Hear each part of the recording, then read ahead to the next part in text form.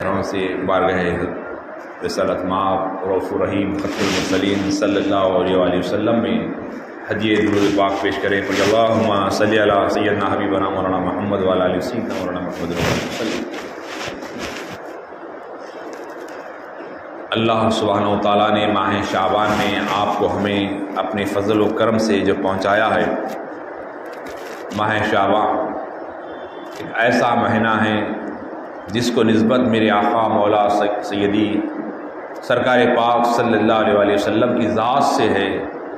اللہ کے حبیب صلی اللہ علیہ وسلم نے فرمایا شعبان میرا مہینہ ہے، اور اللہ کے رسول صلی اللہ علیہ وسلم اس مہینے میں کثرت سے روزہ رکھا کرتے تھے، کثرت سے اللہ کی تسبیح بیان کیا کرتے، ذکر و اذکار میں مصروف رہتے، بلکہ ایک امتحان سے پہلے ایک طالب علم جس طرح امتحان کی سال بھر کی جو تعلیم کی جو اس کو مطالعہ گہرا کر دیتا ہے اور یاد کرنے میں محنت زیادہ کرتے ہیں، اسی طرح یہ رمضان آنے سے پہلے میرے آقا صلی اللہ علیہ وسلم امت کو یہ سبق دے رہے ہیں کہ رمضان کا استقبال آپ عبادتوں سے کریں، ذکر و اذکار سے کریں، روزوں سے کریں، اللہ کی بڑائی سے کریں۔ تو رمضان کا استقبال اللہ کے نبی صلی اللہ علیہ وسلم نے صحابہ کرام رضوان اللہ تعالی اجمعین کو رجب و شعبان سے کروائی، بلکہ ایسی پریکٹس کروائی کہ جیسے کہ کسی معرکے میں کسی جنگ میں جانے کے لیے لوگ ایک جدوجہد کرتے ہیں، ٹریننگ کرتے ہیں اور مشق کرتے ہیں، اسی طرح رمضان میں جانے سے پہلے رجب اور شعبان میں اللہ کے رسول صلی اللہ علیہ وسلم کثرت سے ذکر و اذکار، روزے نفل روزے وغیرہ رکھا کرتے ہیں۔ تو یہ مہینے کو نسبت اس لیے کیا بزرگوں نے کیا خوب کہا کہ یہ شعبان رجب اللہ کا مہینہ، شعبان مصطفیٰ جان رحمت کا مہینہ، اور رمضان میری امت کا مہینہ۔ تو آپ دیکھیے بیچ میں کس کا مہینہ ہے؟ وسیلہ محمد عربی کا ہے۔ اللہ بتانا چاہتا ہے کہ وسیلہ جو ہے، وسیلہ پیارے آقا کا ہے، تو پہلے مہینے کو جو ہے بیچ میں رکھ دیا۔ تو اس اللہ کی ذات تک پہنچنا ہے، اپنے مقام کو اللہ تک پہنچانا ہے، اپنے قرب الہی کی دولت لینا ہے، تو کوئی اور راستہ نہیں ہے سوائے محمد عربی صلی اللہ علیہ وسلم۔ آپ کا وسیلہ درمیان میں ہے، اور میرے آقا کے نام پہ قربان جائیے، پیارے آقا صلی اللہ علیہ وسلم کا نام لیتے تو محبت، آپ دیکھیے اللہ آپ کہے منہ کھل جاتا، اللہ بولے لیکن محمد بولتے کہ دونوں ہونٹ مل جاتے ہیں۔ محمد جیسے ہی صلی اللہ علیہ وسلم کہتے ہی جو ہے ہونٹ مل جاتے ہیں۔ اس نام کے اندر اللہ نے محبت رکھا ہے، پیار رکھا ہے، تو یہ دونوں اللہ اور امت کو ملانے والا کوئی ذات ہے تو محمد عربی صلی اللہ علیہ وسلم۔ ایک دفعہ میرے آقا نے فرمایا کہ وہ دعا رب کی بارگاہ میں قبول نہیں ہوتی جس دعا میں میرے اوپر درود پڑھی نہیں جاتی۔ آقا پہ جب تک درود پاک نہیں پڑھی جاتی وہ دعا اللہ کی بارگاہ میں قبول ہی نہیں ہوتی۔ اس لیے کہا گیا نماز میں آپ نے اللہ کی بڑائی کر لی، قرآن پڑھ لیا، سجدے کر لیے، تسبیح بیان کی، سب کی، آخر میں اتحیات میں بیٹھے سلام بھیجا، پھر اس کے بعد درود بھیجا، اس کے بعد پھر سلام بھیج کر۔ تو یہ ویسے ہی ہے، کسی کو آپ نے خط ڈالا، خط پوسٹل ڈپارٹمنٹ میں آپ نے دیکھا ہوگا کہ آخری میں سل مارتے، سل مارتے ہی جو ہے اس کے اوپر وہ فائنل ہو جاتا۔ اسی طرح عبادت کی تکمیل اسی وقت ہے جب نبی پاک صلی اللہ علیہ وسلم پہ درود پاک ہو اور نبی کی محبت کے ساتھ ہو۔ تو صحابہ کرام رضوان اللہ تعالی اجمعین ماہ شعبان میں کثرت سے عبادت کیا ہے، کثرت سے عبادت۔ اب رمضان کا استقبال ہم کیسے کریں؟ تو یہ آنے والی جو 15ویں شب ہے شعبان کی اس مہینے میں، جو آج جمعہ ہیں، انشاءاللہ تعالی اللہ عطا کرے آنے والے جمعہ کو 15ویں شعبان ہے، جس کے تعلق سے اللہ کے نبی صلی اللہ علیہ وسلم نے فرمایا کہ رب کے پاس سے جو قرآن جو یعنی قرآن کا جو نزول ہوا حقیقت میں اسی مہینے کی 15 تاریخ کو اللہ نے جو لوح محفوظ پہ نازل فرمایا، اس کے بعد شب قدر میں اس کو نازل کیا، لیکن ماہ شعبان کی 15ویں شب اس مہینے میں ہے اور اس کی بے شمار اس کی روایتیں ہیں، لیکن ہمیں اس مہینے میں سب سے زیادہ اہم کام لوگوں سے معافی چاہنا ہے۔ ہم نے کسی کو تکلیف دی، ہم جانتے نہیں، ہم نے کسی کا دل دکھایا، ہم نے کسی کو جو ہے دل آزاری کی، ہمیں غور کرنے کی ضرورت ہے۔ اس مہینے میں پاک و صاف ہو کر، اس مہینے میں پاک و صاف ہو کر ہمیں رمضان میں پہنچنا ہے، اور رمضان میں پہنچنے سے پہلے 15ویں شب کے پاس جب ہم پہنچتے ہیں تو اس وقت ہم پاک و صاف ہونا ہے۔ اس لیے کہ آج کا دور ایسا ہے کہ لوگ واٹس ایپ پہ ڈال دے رہے ہیں کہ مجھ سے کچھ غلطی ہوئی تو معاف کر دو، سوشل میڈیا پہ ڈال دے رہے ہیں مجھ سے کوئی غلطی ہو تو معاف کر دو۔ اب بعض حضرات تو جو حج و عمرہ کو جو جاتے ہیں، میں نے اکثر اپنی آنکھوں سے پڑھا، فلاں بن فلاں ہم جو ہے حج کو جا رہے ہیں، عمرے کو جا رہے ہیں، مجھ سے اگر کسی کو تکلیف ہوئی تو مجھے معاف کر دیں۔ کون معاف کرنا بھائی؟ اخبار معاف کرنا، پیپر معاف کرنا، پیپر والا معاف کرنا۔ آپ تکلیف جس کو دے رہے اس سے معافی چاہنا ہے، جس کو آپ تکلیف دیے اس سے معافی چاہنا ہے۔ آپ سب سے بڑا گناہ، اللہ کے رسول نے فرمایا کہ شب برات کی رات ہر ایک کی مغفرت ہوگی، ہر ایک کی مغفرت ہوگی، لیکن اس شخص کی مغفرت نہیں ہوگی جو آپس میں لڑاتا ہے، ایک دوسرے سے لڑاتا ہے، اس کی مغفرت نہیں ہوگی۔ اور اس کی مغفرت نہیں ہوگی جس کے دل میں، جس کے سینے میں کینہ ہے۔ کینہ سے مراد کوئی نشان نہیں، کوئی دھبا نہیں، کینہ اس کو کہا جاتا ہے کسی کی ترقی سے جلتا ہے، کسی کی خوبصورتی سے جلتا ہے، کسی کی دولت سے جلتا ہے، کسی کی طاقت سے جلتا ہے، کسی کے تعلق سے بغض رکھتا ہے۔ کوئی اگر کسی کے پاس اچھی گاڑی آ جائے تکلیف ہو جائے، کسی کے پاس اچھی بلڈنگ ہو جائے تو جلتا، حسد، جلن، اس کو کینہ کہا گیا۔ اور کینہ ایسی چیز ہے جتنا ہے اتنا نہیں رہتا، وہ بڑھتے رہتا، جیسا بچہ بڑا ہوتا ہو کینہ بھی بڑا ہوتا اندر، وہ کینہ بڑھتے اتنی دور پہ پہنچ جاتا، آخری میں وہ جو بدگمانی میں لگ جاتا، لوگوں کی بدی کرنے میں لگ جاتا ہے۔ تو ایسے شخص کی برات کے روز مغفرت نہیں ہے۔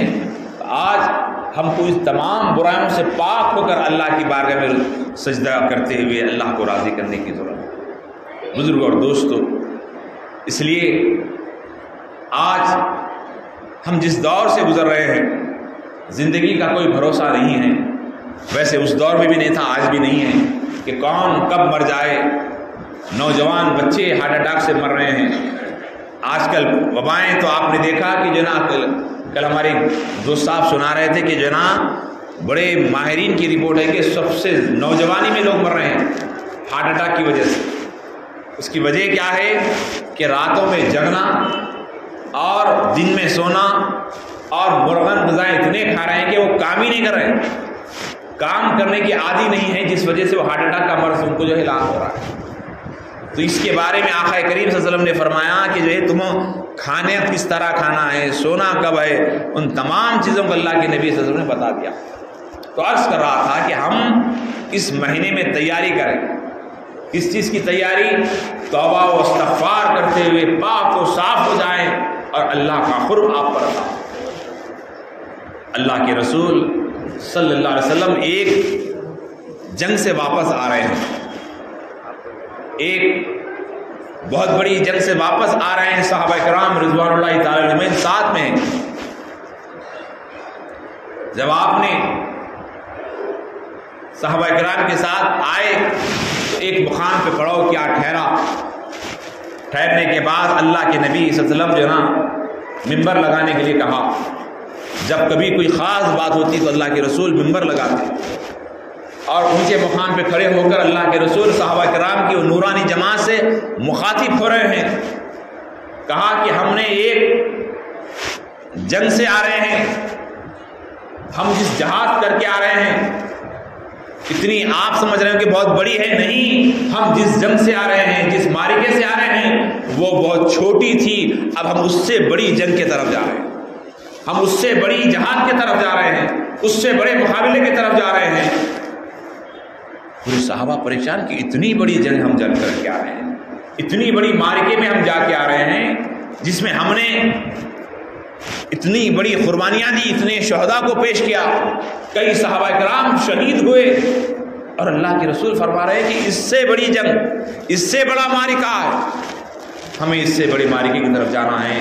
تو ایک صحابی رسول کھڑے ہو کر کہتے ہیں یا رسول اللہ صلی اللہ علیہ وآلہ وسلم، ہمارے ماں باپ آپ پہ قربان میرے آقا صلی اللہ علیہ وسلم، ہم نے تو اتنی بڑی جنگ کر کے آ رہے ہیں، اتنی بڑے معرکے سے آ رہے ہیں، اور آپ فرماتے ہیں کہ اس سے بڑا معرکہ؟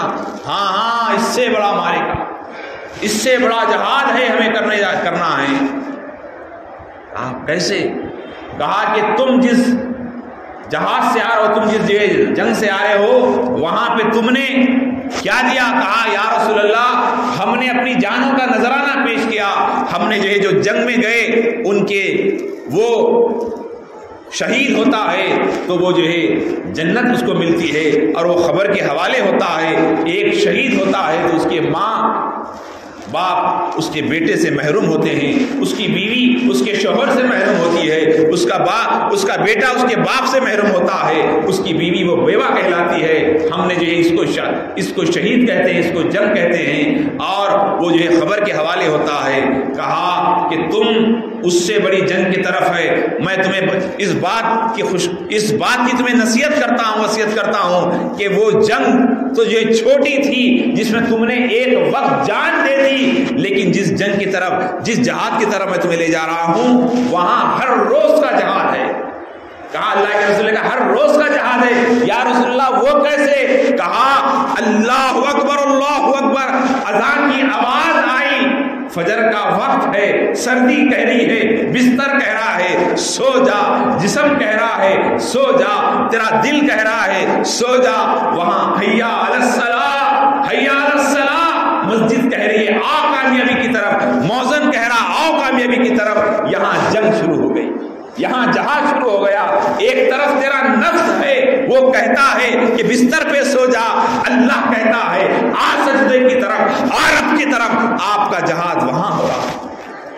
صبح فجر کی اذان ہوئی، نماز ادا ہوئی، نماز ہونے کے بعد آپ بازار نکلے، بازار میں جیسے ہی پہنچے وہاں پر آپ کو حلال کاروبار بھی ہے، حرام کاروبار بھی ہے۔ اب نفس کہتا ہے کہ حرام طریقے سے کر لیں، ذری سی ڈنڈی مار لیں، ذرا سا کچھ کر لیں تو فائدہ ہو جائے گا، یہ نفس کہہ رہا ہے۔ رحمان کہتا ہے تو اگر نفس کی طرف جائے گا تو مجھ سے دور ہو جائے گا۔ یہاں جنگ شروع ہو گئی، یہاں جہاد شروع ہو گیا۔ اب دونوں میں تکرار ہو رہی ہے، کیا تو نفس کی شرارت کی طرف جائے گا، کیا تو رب کی طرف آئے گا؟ تو جو رب کا بندہ ہوگا وہ رب کی طرف آئے گا، تو وہاں اس کا جہاد ہو رہا ہے، وہاں اس کا جہاد ہو رہا ہے۔ پھر اسی طرح اب کاروبار مصروف ہے، انتہائی پہ کاروبار عروج پر ہے، گراہک سامنے ہے، ظہر کی اذان ہوئی، اللہ اکبر اللہ اکبر۔ پھر آپ کا نفس کہتا ہے کاروبار چھوڑو تو گراہک چلے جائے گا، کاروبار چھوڑو تو گراہک چلے جائے گا۔ پھر وہاں جہاد ہو رہا ہے، پھر وہاں نفس ہو رہا ہے، کیا تو مسجد کی طرف جائے گا یا پھر تو رحمان کی طرف آئے گا؟ تو وہاں اگر وہ گراہک کو چھوڑ کر، دکان کو چھوڑ کر اللہ کی طرف آتا ہے تو وہ بھی جہاد ہے، وہ بھی جہاد ہے۔ اللہ کے نبی صلی اللہ علیہ وسلم نے فرمایا کہ ہر روز جہاد ہے، اس جہاد پر آدمی قائم رہتا ہے۔ جہاد کے معنی کیا ہے؟ جد و جہد کے ہے، کوشش کے ہے۔ تو جو آدمی اللہ کو راضی کرنے کے لیے دنیا میں غلط کام نہیں کرتا، برا کام نہیں کرتا، بدی نہیں کرتا، کسی کو تکلیف نہیں دیتا، تو یقیناً وہ اس دور کا ولی ہے، اس دور کا اللہ کا دوست ہے۔ ہم سمجھتے ہیں کہ اللہ کا دوست کرامتوں کو ظاہر کرے، نہیں، اللہ کا دوست جو لوگوں کو سامنے بیٹھ کر واہ واہ کرے، نہیں، بلکہ اللہ کا دوست حقیقی وہ ہے جو حرام سے بچ جائے، برائی سے بچ جائے۔ تو سرکار پاک صلی اللہ علیہ وسلم نے فرمایا کہ یہ تو جہاد چھوٹا تھا، جہاد اکبر کی طرف ہم جا رہے ہیں۔ وہ جہاد اکبر جو نفس سے جہاد کرنا ہے، نفس سے جہاد کرنا ہے۔ جو نفس سے جہاد کرتا ہے وہی اللہ کو پیارا ہوتا ہے۔ آج سب سے بڑا جہاد اللہ کو راضی کرنا ہے۔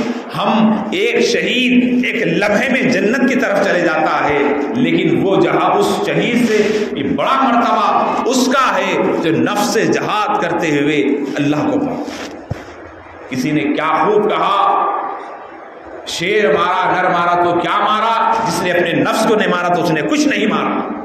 اپنے نفس کو مارنا ہے. کوئی آپ کو گالی دے رہا ہے، فوراً غصہ، فوراً طے، بولے مجھے کیا ہوگا؟ آپ کا نفس ہے. بزرگان دین اہل اللہ اس نفس کو کچلا کرتے، اس نفس کو ختم کرتے. نفس ایک ایسی جانور کا نام کہا گیا. بزرگان دین نے کہا کہ ایک جانور ہے جو آپ کو اللہ کی طرف آنے سے روکتا ہے. آپ کو جو ہے ذری سی آپ کو ذہن کے خلاف گفتگو کرے، آپ کو جلال میں آ جاتے ہیں. لیکن صحابہ کرام رضوان اللہ تعالی اجمعین نے اپنے آپ کو پیٹ پر پتھر باندھ کر، فاقہ رہ کر اللہ کے رسول کے سامنے ایک بہترین مثال قائم کی صحابہ کرام نے، اور اس مثال کو باقی رکھتے ہوئے اہل اللہ نے انجام دیا. بزرگوں اور دوستو، اللہ کے حبیب صلی اللہ علیہ وسلم کی جو سیرت ہے وہ ہمیں یہ بتاتی ہے کہ نفس کے خلاف ہم چلیں، نفسانی خواہشات کے خلاف چلیں. اس لیے کہ نفس کو موٹا کرنے والی چیز، نفس کو طاقتور بنانے والی چیز، نفس کو مضبوط کرنے والی چیز، نفس کے پروٹین دینے والی چیز، نفس کو جو ہے آگے بڑھانے والی چیز کیا ہے معلوم؟ ہر چیز کی ایک جو دوا ہوتی ہے، ہر چیز کی ایک دوا ہوتی ہے. نفسانی خواہش کو طاقتور بنانے والی چیز کا نام ہے حرام غذا. جو حرام غذا کھاتا ہے اس کا نفس طاقتور ہوتا ہے، اور جو حلال غذا کھاتا ہے اس کی روحانی طاقت بڑھتی ہے، اضافہ ہوتی ہے. جو حلال غذا کھاتا ہے اللہ کا قرب عطا ہوتا ہے، اسے محسوس ہوتا ہے کہ اس راستے سے اگر جاؤں تو آگے ایکسیڈنٹ ہونے والا ہے، اس راستے سے جاؤں تو مجھے تکلیف ہوگی، اس راستے یہ کام اگر کروں گا تو مجھے تکلیف ہوگی، یہ کاروبار کروں گا تو مجھے نقصان ہوگا. اسے حلال جب غذا وہ کھاتا ہے تو اسے رہنمائی ہوتی ہے اللہ کی طرف سے. یہ بہت بڑی نعمت ہے، اس لیے حرام سے روکا گیا ہے. قرآن پاک میں بارہا بارہا بارہا حرام سے بچنے کی تلقین کی. آج لوگ کہہ رہے ہیں کہ بھائی کتنا اچھا ہوتا ہمارے پاس بھی جو ہے سود جائز ہوتی تو. بولا وہ کیوں ہے؟ ارے بھائی دیکھو دوسرے لوگ کتنا کما رہے. ارے وہ کما رہے. ایک جانور خنزیر جو ہوتا ہے اس کو اگر ہر ایک گھاس میں لا کے چھوڑ دیے تو دبلا ہو جاتا. اس کو لے جا کر اگر جو گندے پانی میں ڈال دیے گندے مقام پہ تو وہ تندرست ہوتا ہے. تو نفس ویسی ہے، اگر گندی چیز کھاتا ہے تو اس کا گندا پن اندر جا کر وہ جو سود ہے، جو شراب کی کمائی ہے، جو لوگوں کا حرام غضب کیا ہوا مال ہے، وہ جب کھاتا ہے تو وہ پھولنے لگتا ہے، وہ شیاطینی کام کرتا ہے، وہ معاشرے میں ایک ناسور بنتا ہے، ہر روز کسی نہ کسی کا جو ہے گریبان پکڑتا ہے، عزت اچھالتا ہے. تو اللہ کے نبی نے فرمایا کہ حرام سے بچو. رب نے کہا تم حرام سے بچو گے تو اللہ کے قریب رہو گے، اللہ کا قرب عطا ہوگا. بزرگوں اور دوستو، اس ماہ شعبان کے اندر آپ اپنے آپ کو پاک کر کر اپنے قلب کو پاک کریں. شیطان ہر قسم سے بھٹکاتا ہے. مدرسے میں پڑھا رہے مولوی کو بھٹکاتا. ہر آدمی جو انسان جتنا اللہ کے پاس کھڑا ہوتا ہے شیطان بھی اسی لیول کا ہوتا ہو، اسی لیول کی طاقت میں اس کو بھٹکاتے رہتا ہے. تو اس کے لیے سب سے ضروری کیا ہے کہ اللہ کے نبی نے فرمایا کثرت سے استغفار پڑھیں، کثرت سے لاحول پڑھیں، کثرت سے پیارے نبی پہ درود پڑھیں. پھر رب کی بارگاہ میں ہاتھ اٹھا کر کہیں مولا میرے پاس تو کوئی ایسی چیز نہیں ہے، تیرے فضل کا طلبگار ہوں، اے اللہ اپنے فضل سے میری حفاظت فرما، میری فضل سے اپنے ساتھ حفاظت فرما. تو یہ پیران پیر غوث اعظم شیخ عبد القادر جیلانی رحمۃ اللہ تعالی علیہ کے پاس آپ کی کرامتوں کو سن کر ایک شخص آیا، آ کر آپ کے پاس قیام پذیر ہوا. ایک دن رہا، 2 دن رہا، 3 دن رہا. اس کے بعد وہ جانے لگا تو غوث اعظم پیران پیر شیخ عبد القادر جیلانی رحمۃ اللہ تعالی علیہ نے کہا اے عبداللہ آپ آئے کدھر اور جا رہے کدھر، پتہ نہیں بتائیے. کہا کہ میں بہت دور سے آیا ہوں، آپ کی کرامتیں سن رہا تھا، آپ کے کرامتوں کے چرچے سن کر میں نے آیا، اور میں نے آ کر آپ کے پاس دیکھا تو کیا دیکھتا ہوں کہ کوئی سی کرامت تو ظاہر نہیں ہوئی، اس لیے میں جا رہا ہوں. تو پیران پیر شیخ عبد القادر جیلانی رحمۃ اللہ تعالی نے کہا اے اللہ کے بندے تو 3 دن میرے ساتھ رہا، بتا کوئی ایسا عمل میرے پاس ہے جو میرے عمل سے کسی کو تکلیف ہوئی؟ بولے نہیں، آپ سے عمل سے کوئی تکلیف نہیں۔ بولے کوئی ایسی رات بتا جس دن میں نے جو ہے کوئی نماز چھوڑی ہے؟ نماز تو نہیں چھوڑی۔ پھر دن کے اجالے میں تو نے مجھے دیکھا، کیا میں نے کوئی فرض نماز چھوڑی ہے؟ فرض نماز بھی نہیں چھوڑی۔ پھر تو یہ بتا کہ کوئی شریعت کے خلاف میں نے کوئی عمل کیا، کیا تو نے دیکھا؟ کہا کہ میں نے وہ بھی نہیں دیکھا۔ تو پیران پیر شیخ عبد القادر جیلانی رحمۃ اللہ تعالی علیہ فرماتے ہیں کہ سب سے بڑی کرامت وہ ہیں جو شریعت پر عمل کرے، 5 وقت کی نماز ادا کرے، برائی سے بچے رہے، یہ سب سے بڑی کرامت ہے۔ تو بزرگ اور دوستو، ہم با کرامت ہونا ہے، حلال روزی کھاتے ہوئے دوسروں کو تکلیف نہ دے، رجوع اللہ ہوتے ہوئے اللہ کو راضی کرے۔ ماہ شعبان یہ مہینہ برکتوں کا مہینہ ہے، اس مہینے کو نسبت میرے آقا رسول اللہ سے ہے، تو ہمیشہ نفس کے خلاف، نفس کو کمزور کریں، روح کو طاقتور بنائیں۔ رمضان آ رہا ہے اس لیے کہ آپ کی روح، آپ کا اندر کا وجود طاقتور ہو، اللہ کے قریب ہو، اللہ اس کو پسند کرتا ہے، روح کو طاقتور بنانا ہے۔ تو جو ہے آپ حلال روزی کو اپنانا ہے، نظروں کی حفاظت کرنا ہے، اپنے خیالات کو جو ہے کنٹرول کرنا ہے، تو کثرت سے استغفار پڑھیں۔ اللہ کی بارگاہ میں دعا ہے اللہ تعالیٰ کہنے سے زیادہ، سننے سے زیادہ عمل کی توفیق عطا فرمائے۔